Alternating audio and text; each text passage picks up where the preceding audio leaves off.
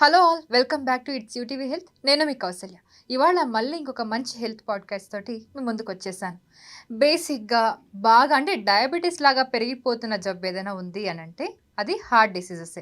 అంటే heart attack అంటాం, cardiac arrest అంటాం, ఇలాంటివి తరచుగా వింటూ ఉన్నాం. అంటే ఎక్కువగా డాన్స్ చేసినా అప్పటికప్పుడు చనిపోతూ ఉన్నారు, ఎక్సర్సైజ్ ఎక్కువగా చేసినా చనిపోతూ ఉన్నారు. అంటే ఇంతకు ముందు మైనర్ అటాక్స్ అనేవాళ్ళు, మేజర్ అటాక్స్ అనేవాళ్ళు. సో ఇదంతా కూడా ఇప్పుడు టెర్మినాలజీ మారిపోయింది. హార్ట్ హెల్త్ అనేది చాలా ఇంపార్టెంట్ అయిపోయింది. మరి మీ హార్ట్ నిజంగానే హెల్తీగా ఉందా? సో అదంతా తెలుసుకోవాలంటే ఈ పర్టిక్యులర్ హెల్త్ పాడ్కాస్ట్ మీరు ఖచ్చితంగా చూడాల్సిందే. ఇవాళ మనతో పాటు ఉన్నారు కార్డియాలజిస్ట్ డాక్టర్ కిరణ్ కుమార్ రెడ్డి గారు. ఆయనతో మాట్లాడి హార్ట్‌కి సంబంధించిన పూర్తి వివరాల్ని మనం తెలుసుకుందాం. So let's start. Hello sir, hello నమస్తే. అండి. నమస్తే. ఎలా ఉన్నారు? గుడ్. సార్, ఇప్పుడు హార్ట్‌కి సంబంధించి చాలా మిత్స్ ఉంటాయి. కొన్ని ఫ్యాక్ట్స్ కూడా యాహ్! ఉంటాయి. సో దాని గురించి చెప్పండి. కొంతమంది అనుకుంటూ ఉంటారు. సో అది నిజమా కాదా అనేది మీరు షూర్. చెప్పండి. సో బేసిక్‌గా ఏంటంటే ఓన్లీ ఓల్డ్ పీపుల్‌లోనే హార్ట్ అటాక్ వస్తుందనేది ఒక చర్చ నడుస్తూ ఉంటుందనమాట. అది మిత్తా? ఫ్యాక్టా?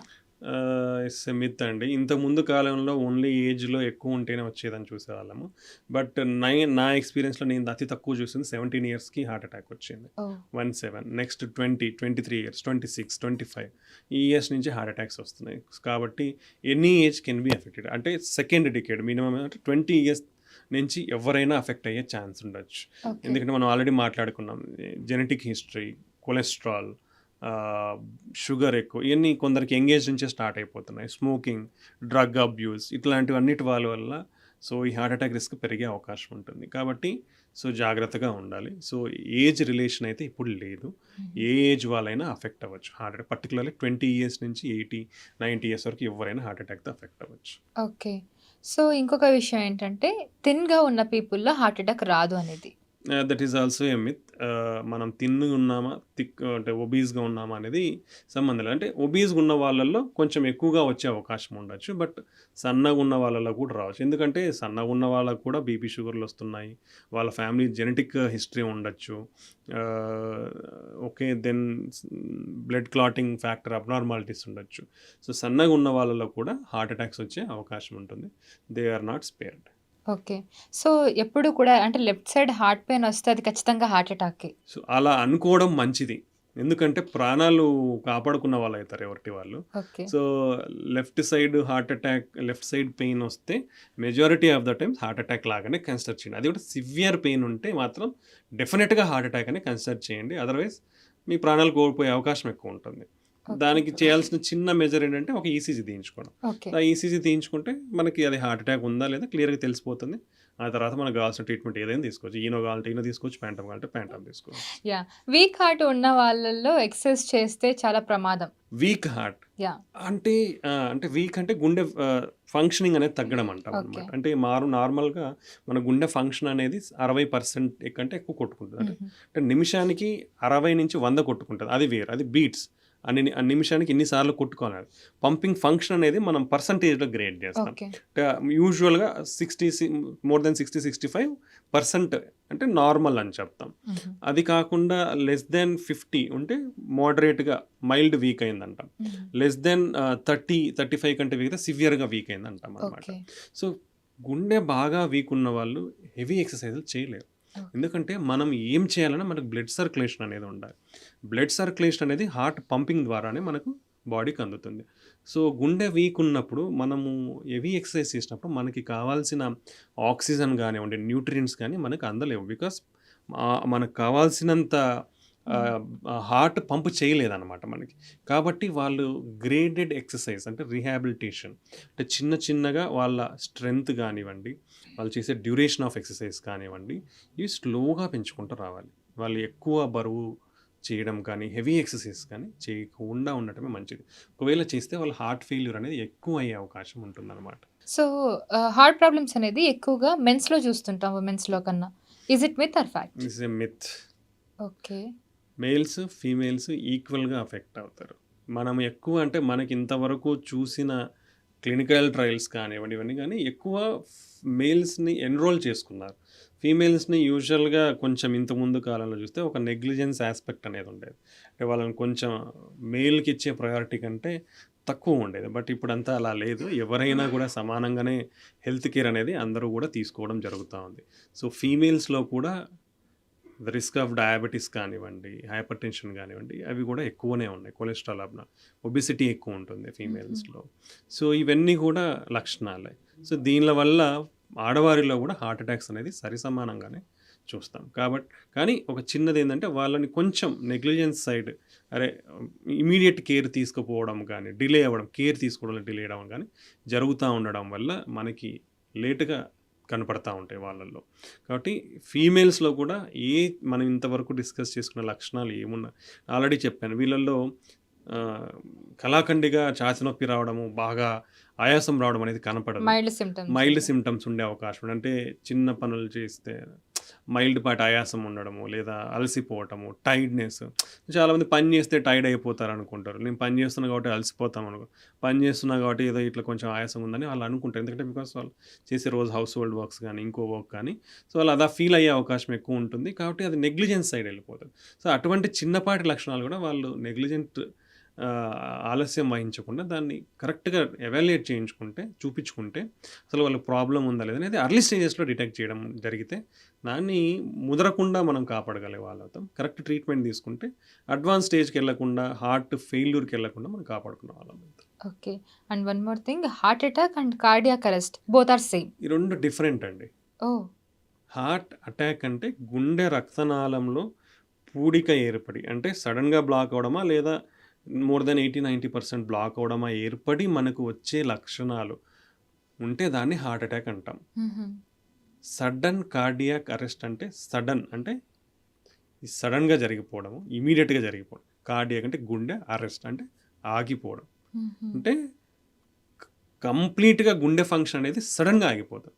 దాన్ని సడన్ కార్డియాక్ అరెస్ట్ అంటాం. ఎలాంటి సిమ్టమ్స్ ఉండవా వాటికి? ఏమీ ఉండవు. ఇలా ఉన్నాము, కూర్చున్నోడే పడిపోతాడు, నిల్చున్నోడే పడిపోతాడు. దాన్ని సడన్ కార్డియాక్ అరెస్ట్ అంటాం. హార్ట్ అటాక్ ఒక కారణం అవ్వచ్చు. హార్ట్ అటాక్ కాకుండా వేరే కారణాలు కూడా ఉంటాయి సడన్ కార్డియాక్ అరెస్ట్కి. బట్ హార్ట్ అటాక్ అనేది ఒక కారణం సడన్ కార్డియాక్ అరెస్ట్కి. హార్ట్ అటాక్ అంటే గుండె రక్తనాళాల్లో పూడికలు సడన్గా ఏర్పడి వచ్చేదాన్ని అక్యూట్ హార్ట్ అటాక్ అంటాం. ఈ రెండు డిఫరెంట్. అక్యూట్ హార్ట్ అటాక్ వచ్చినప్పుడు మనకు హాస్పిటల్కి పోవడానికి టైం ఉండొచ్చు, హాస్పిటల్కి పోవడానికి టైం లేకపోవచ్చు, లేదా సడన్గా అక్కడే పడిపోవచ్చు. ఈ ప్రజెంటేషన్స్ డిఫరెంట్. కానీ సడన్ కార్డియాక్ అరెస్ట్ అంటే సడన్గా మనిషి ఎలా ఉన్నాడో అలాగా సడన్గా స్పృహ లేకుండా పడిపోతాడు. దాన్ని సడన్ కార్డియాక్ అరెస్ట్ అంటారు. ఏమి సిమ్టమ్స్ ఉండవు. సో వాళ్ళల్లో ఇమీడియట్గా చేయాల్సినది సిపిఆర్ అంటాం, కార్డియో పల్మనరీ రీసస్టేషన్. అంటే చెస్ట్ కంప్రెషన్స్. దాంట్లో కూడా మెయిన్ ఇంపార్టెంట్ చెస్ట్ కంప్రెషన్స్. అది ఎవరైనా చేయొచ్చు, అందరూ కూడా నేర్చుకోవచ్చు. ఎవరైనా మనకు ఒక మనిషి మన పక్కన సడన్గా కొలాప్స్ అయితే వాళ్ళు చూడాల్సింది ఏంటి? ముక్కు కాడ ఏలు పెడితే శ్వాస తీసుకుంటున్నారా లేదా తెలుసు, లేదా మన ఛాతి పైకి కిందికి లేస్తుందా లేదా చూస్తే ఊపిరి పీల్చుకుంటారా లేదా తెలుస్తుంది. రెండోది ఇట్లా చెయ్యి పెట్టినా మనకు గుండె కొట్టుకుంటుందా లేదా తెలుస్తుంది. దెన్ వాళ్ళని పలకరించినప్పుడు వాళ్ళు సృహలో ఉన్నారా లేదా, సోయలో ఉన్నారా లేదా తెలుస్తుంది. సో ఈ మూడు ఏవి లేదంటే సడన్ కార్డియాక్ అరెస్ట్. వాళ్ళకి ఇమీడియట్గా సిపిఆర్ అనేది, చెస్ట్ కంప్రెషన్స్ అనేది స్టార్ట్ చేస్తే, ఎందుకంటే main thing blood circulation important. మన బ్లడ్ కంప్లీట్గా సర్క్యులేట్ అవుతూ ఉంటే వాళ్ళకు బతికే ఛాన్స్ ఎక్కువ ఉంటుంది. కాబట్టి అలాంటి సడన్గా పడిపోయిన వాళ్ళకి చెస్ట్ కంప్రెషన్స్, అంటే మనం గుండె ఒత్తినప్పుడు ఏమవుతుంది, గుండెలో ఉన్న బ్లడ్ అంతా బాడీకి అందుతుంది. మళ్ళీ రిలాక్స్ చేసినప్పుడు అదంతా మళ్ళీ గుండెలోకి వస్తుంది. ప్రెస్ చేసినప్పుడు బాడీకి వెళ్తుంది, రిలీజ్ చేసినప్పుడు మళ్ళీ గుండెకి వస్తుంది. ఈ విధంగా సర్క్యులేషన్ అనేది జరుగుతుంది. కాబట్టి అలా సడన్ కార్డియాక్ అరెస్ట్, సడన్గా పడిపోయిన వాళ్ళకు, శ్వాస లేని వాళ్ళు, గుండె కొట్టుకోవడం లేదు, స్పృహ లేని వాళ్ళల్లో ఇది స్టార్ట్ చేస్తే మనం సర్క్యులేషన్ ఇవ్వడం వల్ల వాళ్ళకి టైం, అంటే ఎంతో కొంత టైం వాళ్ళకి మనము ఒక పర్సంటేజ్, అంటే 5-10% మనకి వాళ్ళకి హెల్ప్ చేసి వాళ్ళు మళ్ళీ బ్రింగ్ బ్యాక్ టు లైఫ్ చేసేదానికి అవకాశం ఉంటుంది సిపిఆర్ వల్ల. కాబట్టి సడన్ కార్డియాక్ అరెస్ట్ అనేది డిఫరెంట్. దాంట్లో ఏమీ ఆలోచించకుండా చెస్ట్ కంప్రెషన్స్ అనేది స్టార్ట్ చేయాలి. ఇది హార్ట్ అటాక్ అనుకోండి, మైల్డ్ అయితే మనం ఇమీడియట్గా హాస్పిటల్కి వెళ్ళో, పక్కనకి వెళ్ళో ఈసీజీ దించుకోవడం టైం ఉంటుంది అనమాట. బట్ ఈవెన్ హార్ట్ అటాక్లో కూడా 50% ఆఫ్ ద పర్సంటేజ్, 50% మందికి ఆ టైం కూడా ఉండే అవకాశం తక్కువ. సార్ నాకు ఇప్పుడు ఒక డౌట్, మీరు చెప్తున్న సిపిఆర్ చేయాల్సింది కార్డియాక్ అరెస్ట్ అన్న కార్డియాక్ సిచ్యువేషన్ అరెస్ట్లో, లో, హార్ట్ హార్ట్ అటాక్ అటాక్ లో హార్ట్ కాదు. అటాక్లో కాదు. అచ్చా, ఓకే. యా, ఈ సిపిఆర్ కన్ఫ్యూజన్ చేయాల్సింది చాలా మందికి సడన్ ఉంటుంది. Cardiac arrest.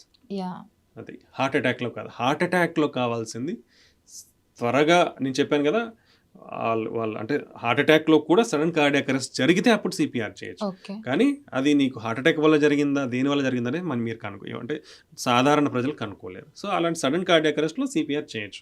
Heart attack related వల్ల వచ్చే సడన్ కార్డియాక్ అరెస్ట్ కూడా సిపిఆర్. ఓకే.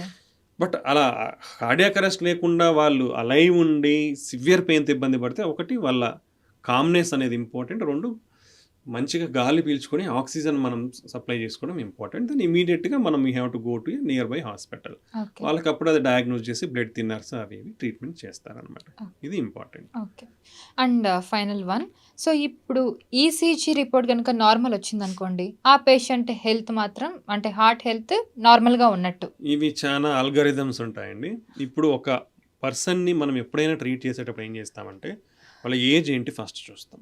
దెన్ వాళ్ళ అండర్లయింగ్ రిస్క్ ఫ్యాక్టర్స్ అంటాం. అంటే మనం వాళ్ళకి ఇంట్లో వాళ్ళకి ఎవరికైనా గుండె జబ్బులు ఉన్నాయా, అతను హెల్తీ లైఫ్ స్టైల్ పాటిస్తున్నాడా లేదా, స్ట్రెస్ లెవెల్స్ ఏంటి, నిద్ర ఏంటి, బీపీ షుగర్ కొలెస్ట్రాల్ గట్రా ఏమన్నా ఉన్నాయా, ఇవన్నీ చూసి ఎటువంటి వాళ్ళ సిమ్టమ్స్ అనలైజ్ చేస్తాం. అంటే నొప్పి ఎటువంటిది, నొప్పితో పాటు ఇంకేమైనా ఇబ్బంది ఉందా, ఇబ్బంది ఉంటే ఎంతసేపటి నుంచి ఉంది, రికరెంట్గా వస్తూ ఉందా, ఈ పెయిన్ అనేది పెరుగుతూ ఉందా తగ్గుతూ ఉందా, ఇటువంటివన్నీ అంటే ఒక మనిషికి ఫస్ట్ డిసైడ్ చేయడానికి ఇవన్నీ ఆలోచించిన తర్వాతనే వాళ్ళకి టెస్టింగ్ అనేది చూస్తాం. వస్తానే టెస్టులు రాసి టెస్టులను బట్టి మనం ట్రీట్మెంట్ ఎప్పుడు ఇవ్వము. సో ఇవన్నీ చూసి వాళ్ళు ఎంత రిస్క్ ఫ్యాక్టర్ అంటే మనం కేటగరైజ్ చేస్తాం. వీళ్ళు మైల్డ్ రిస్క్లో ఉన్నారా, మోడరేట్ రిస్క్లో ఉన్నారా, సివియర్ రిస్క్లో ఉన్నారని. ఈ రిస్క్ కేటగరైజ్ చేసిన తర్వాత వాళ్ళకి చేసిన టెస్ట్లను అనలైజ్ చేస్తాం. ఈ సీజన్ నార్మల్ ఉంది, నార్మల్ ఉంటే యూజువల్గా నార్మల్గా ఉండి పెయిన్ కంటిన్యూ అవుతుంది అనుకోండి, ఎవ్రీ హాఫ్ అన్ అవర్కి 1 అవర్కి ఈసీజీలు తీస్తాం. అట్లా ఒక 3 అవర్స్ వరకు. ఆ 3-4 ఈసీజీలలో కూడా ప్రాబ్లం ఏం లేకుంటే హార్ట్ అటాక్ ఉండే ఛాన్స్ తక్కువ ఉంటుంది. కంప్లీట్గా లేదని చెప్పలేం. లేదా మనం ట్రోపోనిన్ బ్లడ్ టెస్ట్ చేస్తాం, అది కూడా 2 సార్లు చేస్తాం పెయిన్ కంటిన్యూస్గా ఉంటే. ఆ 2 కూడా పెద్ద ప్రాబ్లం ఏం లేదనుకోండి, మోస్ట్లీ వెరీ మైల్డ్ రిస్క్లో ఉన్నట్లు. బట్ స్టిల్ పెయిన్ ఉంటే ఏజ్, అతనుకున్న అండర్లయింగ్ జబ్బులను బట్టి ఈయనకు ఫర్దర్ టెస్టింగ్ అవసరమా లేదా, అంటే ట్రెడ్మిల్ చేయాలా లేదంటే సిటీ కోరోనరీ యాంజియోగ్రామ్ చేయాలనేది దాన్ని బట్టి డిసైడ్ చేస్తాం. సో ఇలా ఒక స్టేజ్డ్ ప్రాసెస్ ఉంటుంది. మనం వచ్చిన వెంటనే అందరికీ ఇది రాసుకో, అది చేసుకో, ఇది చేసుకునేది అవసరం ఉండదు. వాళ్ళ లక్షణాలు ఏంటి, వాళ్ళ ఏజ్ ఎంత, వాళ్ళ లైఫ్ స్టైల్ ఏముంది, వాళ్ళకు అండర్లయింగ్ జబ్బులు ఏమున్నాయి, అన్నిటినీ తీసుకొని మనం వాళ్ళకి టెస్ట్లు అనేది అడ్వైస్ చేస్తామన్నమాట. So ECG, 2D echo, treadmill, ఈ 3 నార్మల్ నుండి కూడా హార్ట్ అటాక్ వచ్చిన వాళ్ళు ఉన్నారు.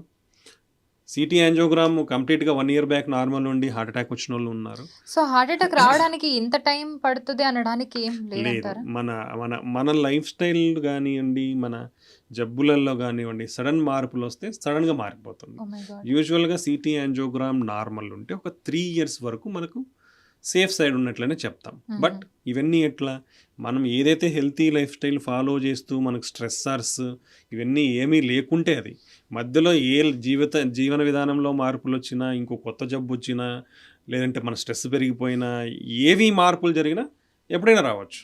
ఓకే. సో ఫిక్స్డ్ అంటూ ఏమీ ఉండదు. ఈరోజు నార్మల్ ఉన్నాడు రేపే కూడా రావచ్చు, లేదా ఈరోజు ప్రాబ్లం ఉన్నాడు 10 సంవత్సరాలు కూడా normal. So we never know. మనం హెల్తీ లైఫ్ స్టైల్ని ఫాలో అవ్వడమే మెయిన్ ఇంపార్టెంట్. అంటే main thing healthy food eating with balanced diet, regular exercise, good sleep, at least 7 to 8 hours of sleep, no bad habits, and మనకున్న ఏదన్నా underlying risk factors ఉంటే దాన్ని చాలా జాగ్రత్తగా కంట్రోల్ చేసుకోవడము. Then stress management. ఒకవేళ ఇప్పుడున్న జీవన శైలిలో ప్రతి ఒక్కరు ఏదో ఒక స్ట్రెస్కు గురవుతానంటారు. ఆ స్ట్రెస్ మేనేజ్మెంట్ ప్రతి ఒక్కరికి ఉంటాయి. ఆ జాబులు ఎక్కువ ఉంటాయనో, ఈ జాబులు ఎక్కువ ఉంటాయని అనుకోనికి లేదు. వాళ్ళకి తగ్గట్టు, ఎవరికి తగ్గట్టు వాళ్ళ స్ట్రెస్ జాబ్లో ఉండొచ్చు, ఫ్యామిలీలో ఉండొచ్చు, ఫైనాన్షియల్ ఉండొచ్చు, చాలా రకాలు ఉంటాయి. అంటే హౌ యూ మేనేజ్ దట్, ఎంతవరకు నువ్వు దాన్ని తీసుకోవాలి, ఎంతవరకు నువ్వు దాన్ని మేనేజ్ చేసుకోగలుగుతావు, అవి అన్నీ చాలా important. Every single factor is important. మనకు ఒక ఫ్యాక్టరే కదా అని అనుకోనిట్లేదు. ఈ ఫ్యాక్టర్ కొంచెం, ఈ ఫ్యాక్టర్ కొంచెం, ఈ ఫ్యాక్టర్ కొంచెం, ఇవన్నీ కంబైన్డ్గానే రిస్క్ అనేది వస్తుంది. కాబట్టి ప్రతి ఒక్కటి కూడా చాలా ఇంపార్టెంట్ మనకి. సో ఇవన్నీ కూడా జాగ్రత్తలు తీసుకుంటే మనం ఆరోగ్యంగా ఎక్కువ రోజులు బతకనీకి, ఈ ఇబ్బందులు లేకుండా బతకనీకి అవకాశం ఉంటుంది. యెస్. సో, ఇప్పుడు మనం రీసెంట్ టైమ్స్‌లో చూసుకుంటే డాన్స్ చేసుకుంటూ చనిపోతున్నారు. అంటే ఇలాంటి కొన్ని చూస్తున్నప్పుడు సో, ఇవన్నీ కార్డియాక్ అరెస్ట్ కేసెసా అంటారా? అంటే కూర్చొని అలా పడిపోవడం. ఉండొచ్చండి. అంటే ఇప్పుడు హెవీ ఎక్సర్‌సైజ్ అంటే continuous dancing is also heavy exercise. So, heavy exercise చేసినప్పుడు ఏమవుతుందంటే మన హార్ట్ రేట్ పెరిగిపోతుంది. హ్మ్. హార్ట్ రేట్ అనేది ఒక రేంజ్ వరకు ఒక 140, 150 ఆడి వరకు okay. If it is continuously more than 170 అట్లా మన మన బాడీ రిక్వైర్మెంట్ బట్టి అది పని చేయాల్సిందే. అలా పెరిగిపోయినప్పుడు మనకి ఈ సిస్టోల్ అంటే గుండె ఇట్లా ముడుచుకోవడం. డయాస్టోల్ అంటే తెరుచుకోవడం. సో, పంపింగ్ చేసినప్పుడు బ్లడ్ బయటికెళ్తుంది. అలానే రిలాక్స్ అయినప్పుడు లోపలికి గుండొస్తుంది. ఈ రిలాక్స్ అయ్యే ఫేజ్ అంటారు. డ్యూరేషన్ అనేది తగ్గిపోతుంది. సో, అప్పుడేమవుతుంది హార్ట్ రేట్ ఎక్కువ కొట్టుకున్నప్పుడు ఈ బ్లడ్ అనేది సరిగ్గా రాదు. అంటే ఇప్పుడు ఇంత ఫిల్ అవ్వాల్సింది ఇంతే ఫిల్ అవుతుంది. కంటిన్యూస్‌గా ఇంతే ఫిల్ అవుతామంటే మన గుండె మజిల్‌కి అనేది బ్లడ్ సప్లై తగ్గిపోతుంది. అవును. తగ్గిపోయినప్పుడు గుండె డ్యామేజ్ అయ్యే అవకాశం ఉంటుంది. ఓకే. సో, దెన్ డీహైడ్రేషన్ అంటే చెమటలు పట్టడం ఎక్సర్సైజ్ చేసినప్పుడు ఇవంతా లవణాలు అంటే ఎలక్ట్రోలైట్స్ లాస్ అయ్యే ఛాన్స్ ఉంది. ఎలక్ట్రోలైట్స్ వల్ల కూడా ఇబ్బంది సడన్‌గా హార్ట్ రేట్ పెరిగిపోవడము, సడన్‌గా హుహు. ఆగిపోవడం ఉండొచ్చు. దెన్ బ్లడ్ క్లాటింగ్ విస్కాసిటీ అంటాం. ఎప్పుడైతే డీహైడ్రేషన్ ఉండి వాటర్ కంటెంట్ తగ్గిపోతుందో మన బ్లడ్ చిక్కగా అయిపోతుంది. చిక్కగా అయినప్పుడు బ్లడ్ క్లాట్ అయ్యే ఛాన్స్ ఉండొచ్చు. సో, ఇలా డిఫరెంట్ కారణాలు ఉంటాయి. లేదా ఒక ఏజ్ వాళ్ళలో తీసుకుంటే ఆల్రెడీ ముందే రొ 20 సంవత్సరాల నుంచే మనకు కొలెస్ట్రాల్ అక్యుములేషన్ స్టార్ట్ అవ్వచ్చు. సో, అలా తీసుకుంటే ఆల్రెడీ ఒక 20% అంటే ఈ కొలెస్ట్రాల్ ఉన్నోళ్ళు సడన్‌గా రప్చర్ అవ్వచ్చు. లేదా కోతలు ఏర్పడొచ్చు. ఇలా జరిగినప్పుడు సడన్‌గా హార్ట్ అటాక్ రావచ్చు. ఈ ఎక్సర్‌సైజ్‌లో ఒక్కొక్కసారి ఈ అంటే ముడుచుకుపోవడం, సడన్‌గా ముడిచిపోయే అవకాశం ఉండొచ్చు. సో, ఇలాంటి పలు కారణాల వల్ల హెవీ ఎక్సర్సైజ్, ఇలాంటి హెవీ డాన్సింగ్, కంటిన్యూయస్ డాన్సింగ్ చేసే వాళ్ళలో ఏదో ఒక మెకానిజం వల్ల చనిపోయే అవకాశం ఉండొచ్చు. కాబట్టి ఓకే. ఎక్సెసివ్ నేను ఆల్రెడీ ముందే చెప్పాను. ఎక్సర్సైజ్ అనేది రోజుకి మోడరేట్ ఇంటెన్సిటీ, బ్రిస్క్ వాకింగ్ లేదా మీడియం పేస్ సైక్లింగ్, స్విమ్మింగ్ కానివ్వండి, 4 మెంబర్స్ టెన్నిస్ ఆడడము, షటిల్ ఆడడం ఇవంతా ఒక అర్ధగంట చాలు. హెవీ ఎక్సర్సైజెస్ అంటే ఫాస్ట్ సైక్లింగ్, ఫాస్ట్ స్విమ్మింగ్, ఇద్దరే కంటిన్యూయస్‌గా. టెన్నిస్, షటిల్ ఆడడము ఇలాంటివంతా 15, 20 నిమిషాలు చాలు రోజుకి. ఓకే. సో, అది మన లోడ్, మన కెపాసిటీ ఎంతవరకు తీసుకోగలమో అంతవరకే చేయాలి. అంతకు మించి చేయాల్సిన అవసరం లేదు. అంతకు మించి చేస్తేనే ప్రాబ్లమ్స్ వస్తాయి. ఓకే. సో, అతివృష్టి, అనావృష్టి అనావృష్టి. 2 ఉండకూడదు. అంటే అసలుకు ఎక్సర్సైజే లేకుండా ఉండకూడదు. హెవీ ఎక్సర్సైజ్ చేసి ఇబ్బందులు కూడా ఎంత పడకూడదు. కావాలో అంత ఎంత కావాలో చేసుకోవాలి. మన బాడీకి ఎంత ఎక్సర్సైజ్ కావాలో అంత చేసుకుంటే చాలు. And one more thing sir, ఇప్పుడు ఆల్రెడీ ఒకసారి హార్ట్ అటాక్ వచ్చిన వాళ్ళకి మళ్ళీ ఫ్యూచర్‌లో వచ్చే ఛాన్సెస్ ఉంటాయంటారా? ఉంటాయి. ఒకసారి మనకి ఆ కొలెస్ట్రాల్ వల్ల అక్యుములేషన్‌లో ఇబ్బంది పడుతున్నామంటే హ్మ్.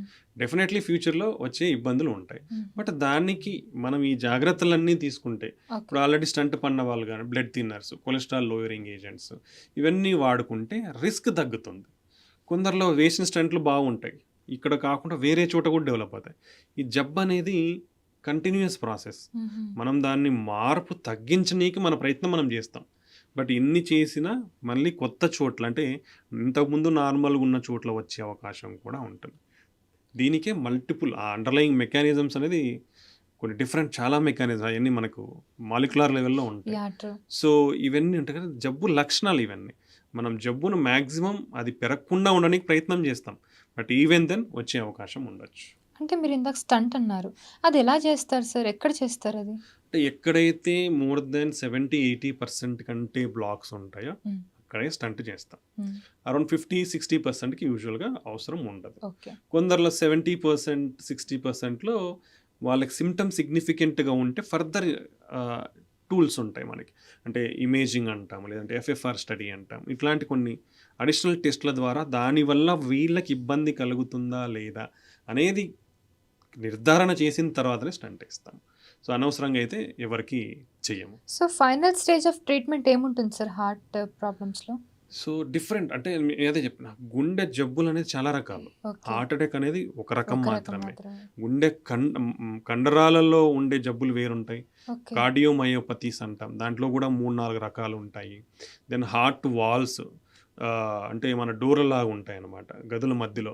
ఆ డోర్‌లలో ప్రాబ్లమ్స్ ఉంటాయి. హుహు. 4 గదులు, 4 వాల్స్ ఉంటాయి. దాన్లలో ప్రాబ్లమ్ ఉంటాయి.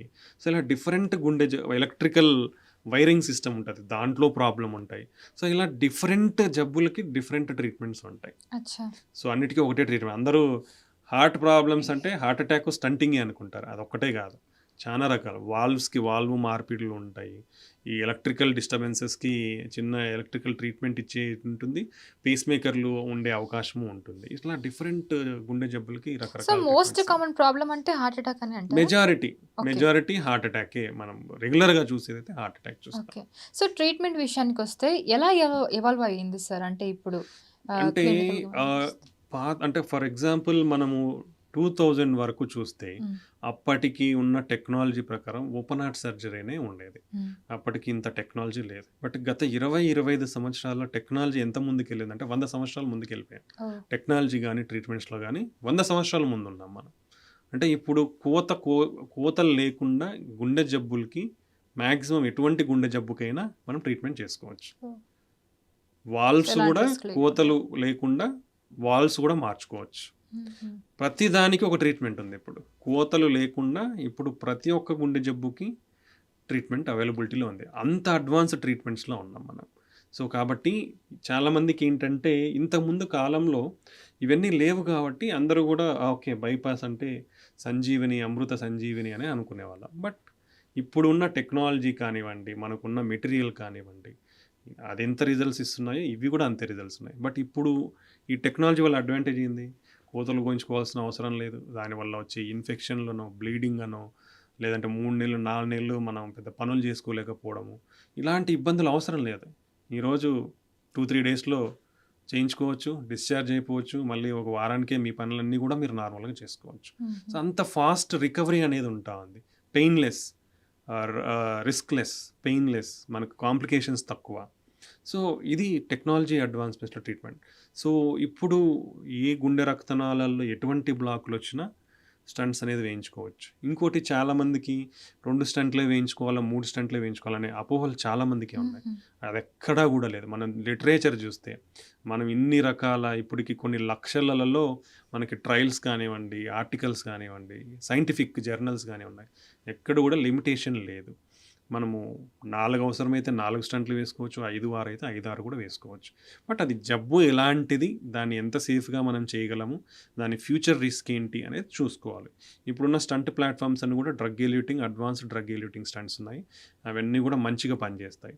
ఇప్పుడు అవన్నీ కూడా మంచి రిజల్ట్ ఉండడానికి ఇమేజింగ్ అనే ఒక స్పెషల్ కెమెరా సిస్టమ్‌ని పంపించి ఈ గుండె రక్తనాళాలలో, గోడలలో ఎంత కొవ్వు ఉంది, ఎంత ఈ ఎలాస్టిక్ టిష్యూ ఉంది, ఎంత కాల్షియం ఉంది, గుండె వెజల్ సైజ్ ఎంత, ఏరియా ఎంత, సర్కంఫరెన్స్ ఎంత, ఇట్లా అన్నీ చూడొచ్చు. స్టంట్ వేసిన తర్వాత కూడా స్టంట్ కరెక్ట్‌గా అతుక్కుందా లేదా, సో, ప్రతిదీ క్లియర్‌గా క్లియర్‌గా చూడొచ్చు. చూస్తున్నాము. సో, ఇలా ప్రతి ఎటువంటి కష్టతరమైన హార్ట్‌లో ఉండే బ్లాక్స్‌కి కూడా మనం హ్యాపీగా స్టంట్స్ ఏసుకోవచ్చు. హ్యాపీగా 2 రోజుల్లో డిశ్చార్జ్ అవ్వచ్చు. వారానికల్లా మన పనులు మనం చేసుకోవచ్చు. మీ దగ్గరకొచ్చే పేషెంట్స్ మిమ్మల్ని కామన్‌గా అడిగే క్వెషన్స్ ఏంటి? అంటే చాలామందికి ఈ ఈ మిత్స్ ఒకటే.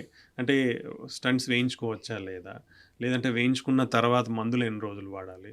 కంప్లీట్‌గా నార్మల్ అయిపోతుందా? సో, ఇవన్నీ ఉంటాయి జనాలకి. సో, స్టంట్స్ ఇలాంటివి వేయించుకున్న తర్వాత లైఫ్ లాంగ్ మెడికేషన్ వాడుకోవాలి.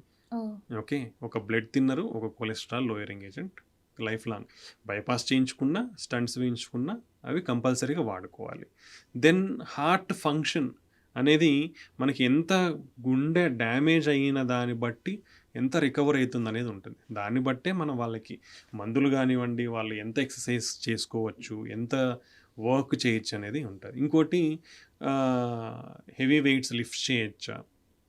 అంటే వెరీ హెవీ వెయిట్స్ లిఫ్ట్ చేయొద్దని అవాయిడ్. ఎందుకు ఎక్కువ స్ట్రెస్‌కి గురి కాకూడదనేది చెప్తాం. బట్ రెగ్యులర్ యాక్టివిటీస్ అన్నీ కూడా చేసుకోవచ్చు. డ్రైవింగ్ 1 వీక్ టు 10 డేస్‌లో డ్రైవింగ్ చేసుకోవచ్చు. ఎక్సర్సైజ్ నిదానంగా ఈరోజు 100 మీటర్లు నడిస్తే ఇంకో వారానికి 500 మీటర్లు, ఇంకో వారానికి కిలోమీటర్. అట్లా స్లోగా మన డిస్టెన్స్‌ని మనం నడిచే ఇంప్రూవ్ సమయాన్ని చేసుకోవాలి. ఇంప్రూవ్ చేసుకుంటూ వెళ్ళిపోవచ్చనమాట. ఇవి సో, సాధారణం. ఒకసారి హార్ట్ ప్రాబ్లమ్ వచ్చినతను లైక్ ఇట్లా స్టంట్ వేయించుకున్న వాళ్ళు సో, 100% నార్మల్ పర్సన్ లాగా అయితే ఉండలేరంటారా? ఉంటారు. ఉంటారంటారా? 100% నార్మల్‌గా ఉంటారు. కానీ వాళ్ళు తీసుకునేది మాత్రం మెడిసిన్స్ తీసుకుంటూ ఉండాలేమో. తీసుకుంటూ ఉంటారు. అంటే ఓకే. ఇప్పుడు షుగరు, బీపీలు లేకుండా సో, ప్రతి జస్ట్ లైక్ ఐదుగురిలో దట్. ముగ్గురికి షుగర్ ఉంది. ప్రతి ఐదుగురిలో ఇద్దరికి 2.5 మనిషికి బీపీ ఉంది. కొలెస్ట్రాల్ అనేది కూడా ఐదుగురిలో ఇద్దరికి ఉంటా ఉంది. సో, ఇవి సర్వసాధారణమైపోయినాయి. అంటే ఇవన్నీ తగ్గాలంటే ఏం చేయాలి? లైఫ్ స్టైల్ మార్చుకోవాలి. ఎగ్జాక్ట్‌లీ. లైఫ్ స్టైల్ అంటే ఆహారము, ఎక్సర్సైజ్, మంచి నిద్ర, బ్యాడ్ హ్యాబిట్స్‌కి దూరంగా ఉండడం, స్ట్రెస్ లేకుండా మనం మన పని చేసుకోవడం.